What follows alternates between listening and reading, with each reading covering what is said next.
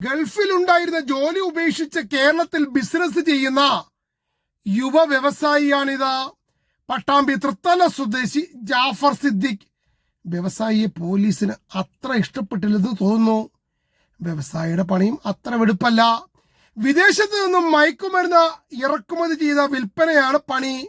കഴിഞ്ഞ 5 വർഷം കൊണ്ട് കോടികളാണ് ഇയാൾ സമ്പാദിച്ചത്. എല്ലാം മയക്കുമരുന്ന് കച്ചവടം ചെയ്തുള്ള പണമാണെന്ന് പറഞ്ഞിട്ട് കാര്യമില്ല. അതെല്ലാം കണ്ടുകെട്ടാൻ തീരുമാനിച്ചെന്ന് പോലും.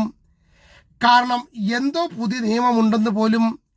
പിറ്റ് NDPS പ്രകാരം തിരുവനന്തപുരം പൂജപ്പുരയിലുമായി മയക്കുമരുന്നുമായി ഒരുപാട് കേസുകൾ ഉണ്ടായാൽ ഇങ്ങനെയൊക്കെ ഉണ്ടാകുമെന്ന്. പാലക്കാട് ജില്ലയിൽ അങ്ങനെ അധികം പേരൊന്നും ആയിട്ടില്ല. 3-4 പേരെ ആയിട്ടുള്ളെന്ന്. വലിയ വ്യവസായിയാണെങ്കിലും ഫോൺ പോലും ഉപയോഗിക്കില്ല. കാരണം എപ്പോൾ വേണമെങ്കിലും പോലീസ് പിടിക്കുമെന്നറിയാമെന്ന്. എന്നിട്ടും പാലക്കാട് ടൗൺ സൗത്ത് പോലീസ് ബംഗളൂരുവിൽ പോയി സാഹസികമായി വ്യവസായിയെ പിടികൂടി. ചെറിയ ഗ്രാം MDMA ഒന്നും മൂപ്പര് വിൽക്കില്ല. മിനിമം 500 ഗ്രാം MDMA വേണം. അതിന് വിപുലമായ നെറ്റ്വർക്കാണ് വ്യവസായിക്കുള്ളത്. എന്ത് ചെയ്യാം, എല്ലാം പോയി. ഇനി കുറച്ചു നാൾ ജയിലിലുണ്ടാകും. തിരിച്ചു വരുമ്പോൾ എന്തെങ്കിലുമൊക്കെ ബാക്കി ഉണ്ടാകുമോ എന്തോ.